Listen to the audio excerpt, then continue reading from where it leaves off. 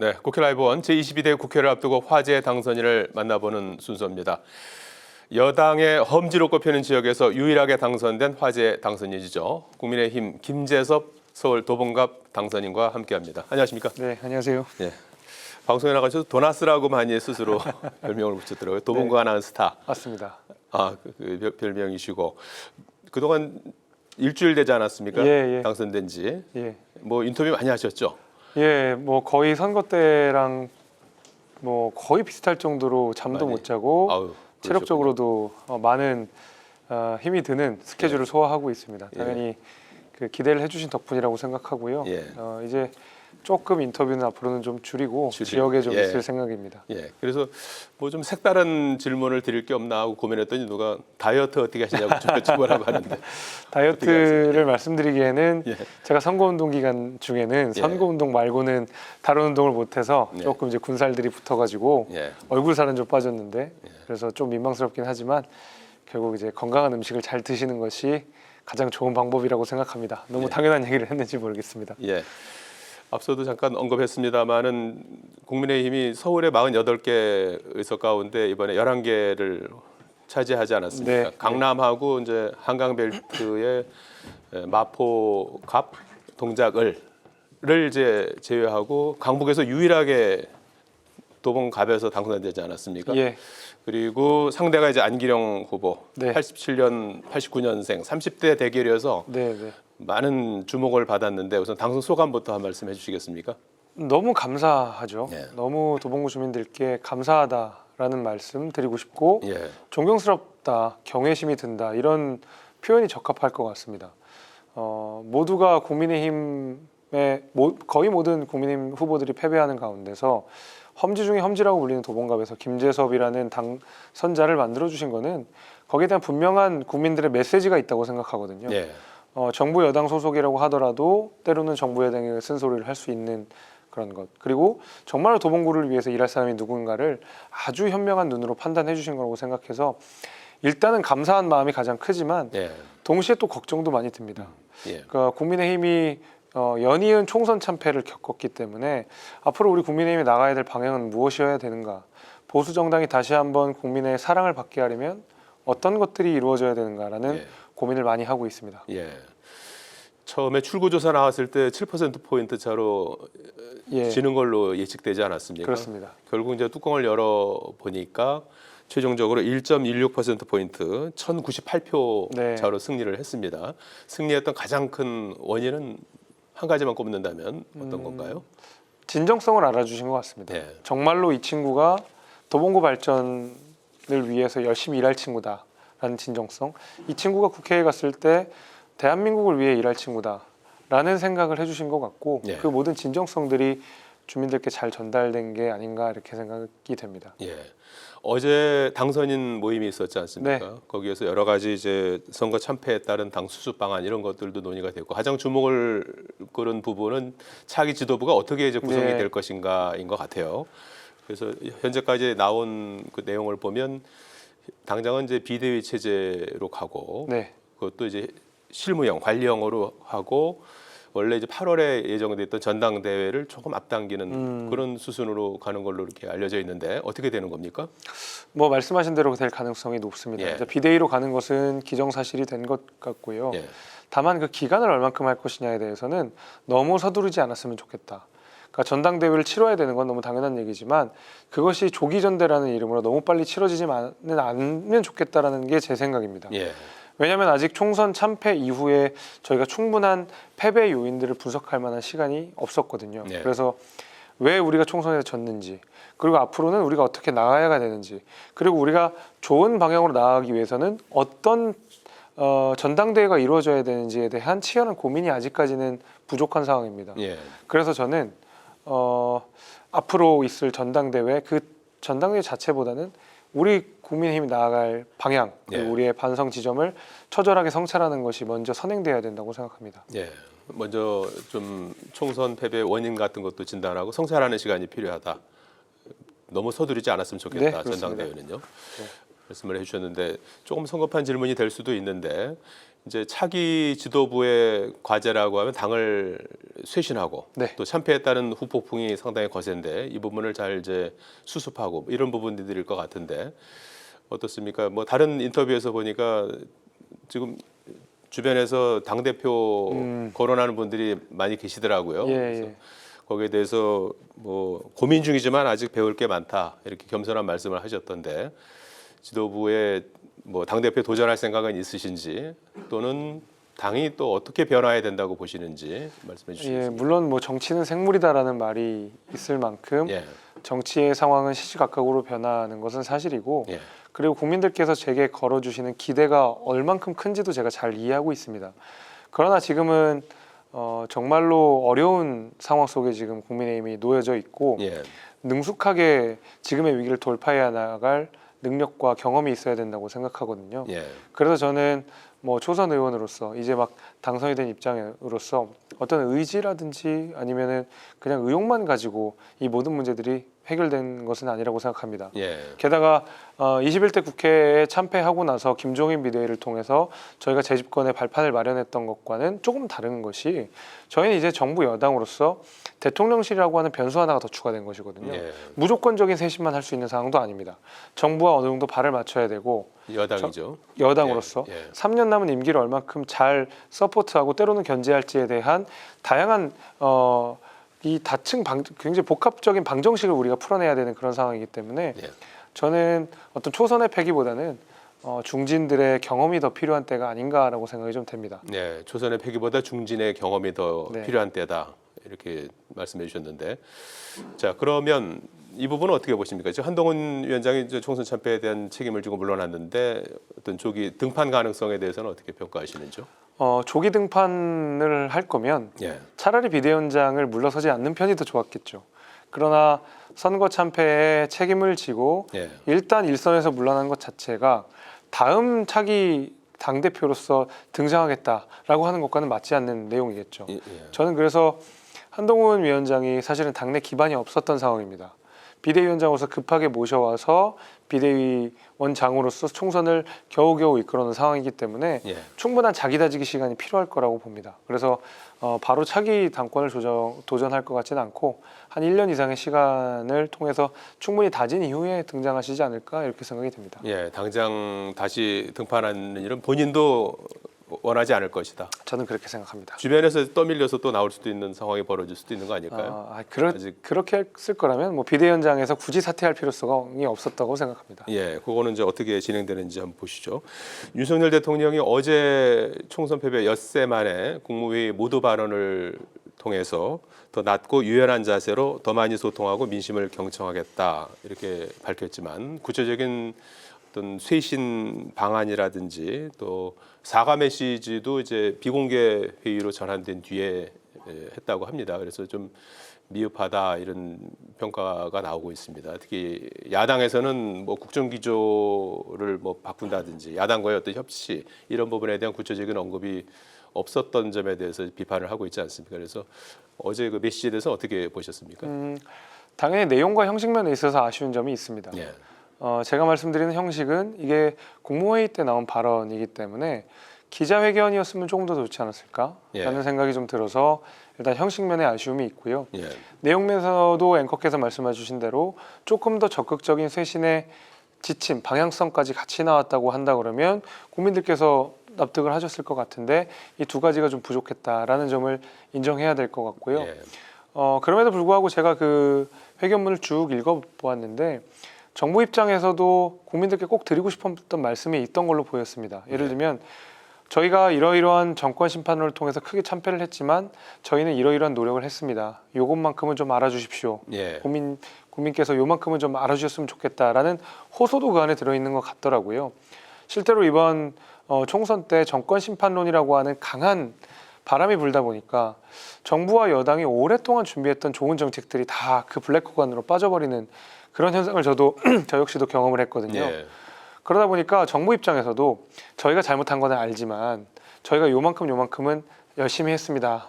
요만큼은 좀 알아주십시오라는 호소가 저는 보여서 그 부분은 저도 인정을 해야 된다고 보지만 예. 뭐 말씀드린 대로 그 형식과 내용면에 있어서 미흡했던 것도 사실이고 국민들께서 부족하다고 느끼는 것도 저희가 인정해야 된다고 봅니다. 예. 그렇다면 이제 잘한 것도 있고 이제 잘못한 것도 이제 있는 게 사실이라면 현 시점에서 윤석열 대통령이 어떤 부분을 좀 가장 바꿔야 된다고 보십니까? 저는 어떤 국정 운영의 스타일 면이 좀 중요한 것 같습니다. 네. 예를 들면 의대 개혁을 해야 된다라는 데에서는 거의 대부분의 국민들이 동의하고 계시지만 예를 들면 정수를 조절하는 문제에 있어서 예. 2,000명에서 우린 양보할 수 없다라고 하면 사실 대화할 수 있는 공간이 적어지는 거거든요. 뭐 예를 들면 또 황상무 수석과 뭐 이종섭 대사의 논란 가운데서도 대통령실이 주장하는 내용은 이 사실관계는 제가 알겠습니다. 예. 실제로 뭐 공수처가 수사를 미진하게 했던 것도 알겠고, 그러나 국민들께서 요구하시는 거는 그런 사실관계 여부보다는 우리가 이러이러한 상황에서 불만이 있다, 정부가 여기서 긴밀하게 대응을 해주는 모습을 보여달라, 정치적인 행위를 보여달라라는 거거든요. 그러니까 어떤 방향성 자체에 대해서 국민들께서 동의를 안 하시는 건 아니라고 보고, 오히려 그것을 관철하는 과정에서 국민들과의 소통이 부족한 것이 아니었나, 국민들께 드리는 설득의 과정이 많이 부족한 게 아니었나, 이런 것들이 누적돼서 또 정권 심판론이라고 하는 거센 바람이 불지 않았나, 이런 것들을 생각해 보면 이런 훨씬 더 전향적으로 국민들과 소통하고 국민들이 우리 정부에게 보내는 비판의 메시지를 겸허하게 수용하는 자세를 끊임없이 보여야 된다고 생각합니다. 예. 소통하려는 노력, 또 설득하려는 노력, 그런 것들이 이제 좀 더 그 스타일 면에서 좀 바꿔야 되겠다. 그렇습니다. 예. 어제 윤석열 대통령이 마약이라는 단어 표현까지 쓰면서 이재명 대표의 총선 공약이죠, 민생회복지원금, 이 부분을 이제 염두에 둔 것 같은데 오늘 이재명 대표가 공식적으로 민생회복지원금 1인당 25만 원씩 지원하자 이렇게 제안을 했습니다. 그래서 이 부분은 어떻게 좀 조율이 돼야 될까요? 물론 총선에서 민주당이 승리했고 국민들께서 민주당에게 한번 힘을 실어주신 것은 맞지만은 예. 그렇다고 해서 모든 공약들이 다 정당화되는 것은 아닙니다. 예. 아무리 총선에 승리했다 하더라도 저희 입장에서 이것이 지나친 선심성 공약이다라고 하는 부분들은 저희도 제동을 걸 필요가 있다라고 보고 예. 대표적으로 25만 원 공약 같은 것들이 그렇다고 생각합니다. 오히려 전 국민에게 25만 원을 나눠주는 방식보다는 예. 사회적으로 좀 어려운 분들, 경제적으로 취약한 분들에게 조금 더 두텁게 지원을 하는 편이 사실은 복지제도라는 전체적인 측면에서도 맞는 것이지, 예를 들면 좀 더 여유가 있으신 분들에게도 20만 원을 주는 것과 정말 어려우신 분들에게 똑같이 20만 원을 주는 것은 큰 차이가 있거든요. 차라리 소득 수준 내지는 자산 수준에 비례해서 조금 더 어려우신 분들께 더 넉넉한 금액을 지급하겠다고 한다 그러면 저희 입장에서도 뭘 말릴 이유가 뭐가 있겠습니까? 다만 이런 식으로 누구나 25만 원씩 주는 방식은 저희도 동의하기는 어렵습니다. 예. 선별적으로 지원하는 그렇습니다. 데 대해서는 한번 머리를 맞댈 필요는 그럼요. 있겠다. 네, 경기가 어렵기 때문에. 예. 지금 대통령실에서 인적 쇄신을 고심 중이지 않습니까? 그래서 대통령실 비서실장 그리고 국무총리 후보로 계속 이제 여러 사람들이 거론되다가 오늘 아침에는 새 총리의 박영선 전 장관, 비서실장의 양정철 전 민주연구원장까지 거론됐습니다. 대통령실에서는 공식적으로 아니다, 검토된 바 없다 이렇게 부인을 했고요. 당사자들도 부인을 한 그런 상황인데 일각에서 이렇게 거론되고 있는 문재인 정부 당시의 인사들이 이렇게 거론되는 그 이유는 뭐라고 보시는지요? 야당과의 협치가 반드시 필요하다라는 상징적인 인선이었다고는 봅니다. 예. 지금은 민주당과 뭐 조국혁신당 이런 야권이 190석이라는 굉장히 막강한 의석수를 가지고 있기 때문에 예. 어떤 타협, 그다음에 뭐 대화 이런 거는 불가피하게 돼버렸거든요. 예. 그렇기 때문에 우리 야당과의 협치가 가능한 야권의 인사들이 주요 인선으로 발탁되는 것 자체는 저희가 긍정적으로 검토해볼 필요는 있겠습니다만 예. 조금 충격적인 인사긴 했습니다. 아, 그렇습니다. 예, 왜냐하면 야권 인사들 가운데서 그리고 좀 과거에 민주당 진영에서 정치를 하셨던 분들 정도까지는 우리가 어느 정도 이해가 되지만 예. 예컨대 박영선 장관 같은 경우에는 바로 문재인 정부 때 중소벤처기업부 장관을 했던 만큼 바로 문재인 정부의 인사였던 분이 바로 국무총리를 한다는 것은 아무래도 지지층 입장에서는 조금 혼란스러울 수는 있거든요. 예. 그러다 보니까 아무래도 지지층 내에서 좀 반발이 있었던 것 같고 민주당 내에서도 흔쾌히 썩 이렇게 납득되지 않는 인사가 아니었나 이렇게 생각이 되고요. 예. 다행히 대통령실에서는 이 사실이 아니라고 밝혔기 때문에 조금 더 좋은 인사들이 나올 것으로 저는 기대하고 있습니다. 예. 그렇다면 김재섭 당선인께서 좀 보시기에 총리라든지 비서실장 후보로 어떤 분들이 좀 가는 게 좋다고 보시는지요? 뭐 글쎄요, 이제 뭐 어떤 분들이 돼야 되는지 제가 뭐 기준이라고 선뜻 그럴까요? 뭐 인선 말씀드리긴 기준? 어렵지만 그래도 제가 고무적으로 보는 것은 예. 비서실장 내지는 총리의 하마평으로 오르신 분들 대부분이 정치인 출신이라는 점입니다. 그 전까지는 비서실장 같은 경우에는 뭐 이관섭 실장 같은 경우에도 관료 출신이시고요. 예, 김대기 실장. 김대기 실장도 관료 출신이시고, 그렇죠. 그다음에 그 한덕수 총리 역시도 관료 출신이시니까 사실은 관료 출신이다 보니까 아무래도 어떤 정치의 공간이 많이 좁아진 느낌이 좀 있었거든요. 대통령실과 국회가 소통하고 대통령실과 국회가 서로 정치를 해야 되는데 잘못하면 국회도 제도를 앞세우고 대통령실도 제도를 앞세우니까 제도와 제도가 충돌하는 느낌이 있었다면 비서실장 내지는 총리의 정치인 출신들이 간다 그러면 그동안 제도가 부딪혔던 이 교착 상태에서 사람과 사람이 부딪히면서 조금 정치의 영역을 복원하는 물꼬가 될 수 있다고 생각해서 예. 지금 나오는 인선들 대부분이 정치인이라는 것은 저는 굉장히 좋은 평가를 할 수 있을 것 같고 예. 후속 인선에 대해서도 저는 정치인 출신들이 가는 것이 지금까지 있었던 난맥상들을 풀어내는데 좋은 방향성이라고 봅니다. 예, 총리 같은 경우에는 국회에서 인준이 필요한 거기 때문에 야당의 도움이 절실할 것 같은데요. 야당과 좀 협의를 해야 된다고 보십니까? 그럼요.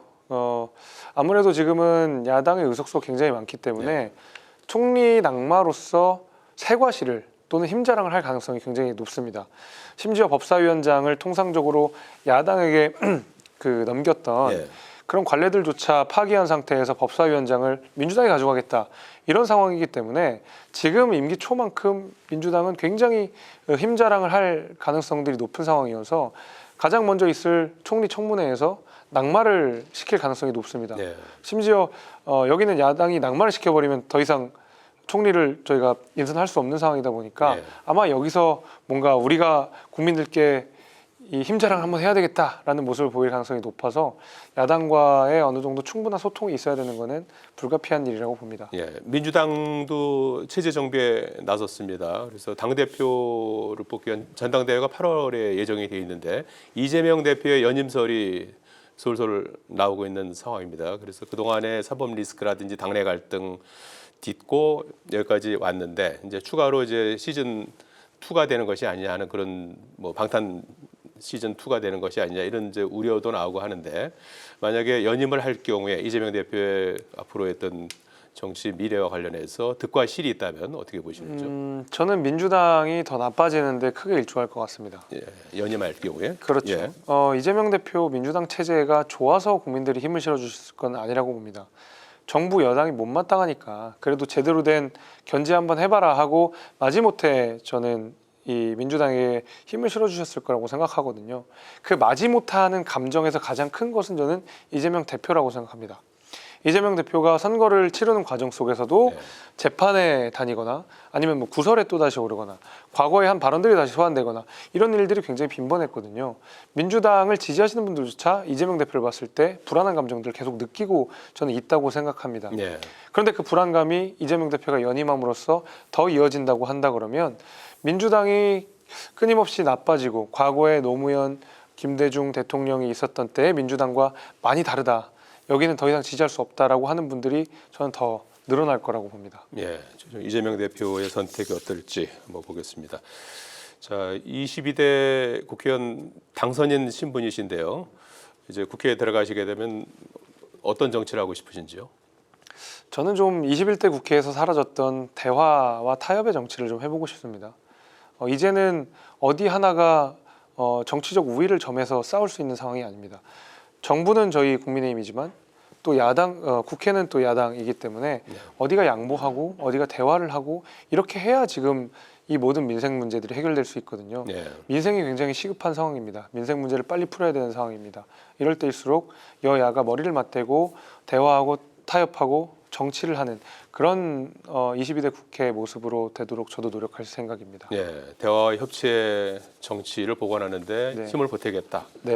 어떤 역할이든지 주어지면 마다하지 않겠다. 그럼요. 이렇게 이해를 해야 될 것 같군요. 최근에 겹경사 소식이 있던데요. 언제시죠? 출산이 이번 주 아니면 다음 주일 것 같습니다. 아, 예, 저도 지금 목이 계속 쉬어서 이게 목소리가 좀 듣기 불편하실 수 있는데 만삭인 아내도 뭐 저에 준한 만큼 같이 선거운동을 많이 하면서 고생을 많이 했는데 다행히 당선이 돼서 조금 편한 마음으로 출산에 임할 수 있을 것 같습니다. 예, 건강한 아기 잘 순산하시길 바라겠고 겹경사 다시 한번 축하드리겠습니다. 오늘 말씀 고맙습니다. 감사합니다.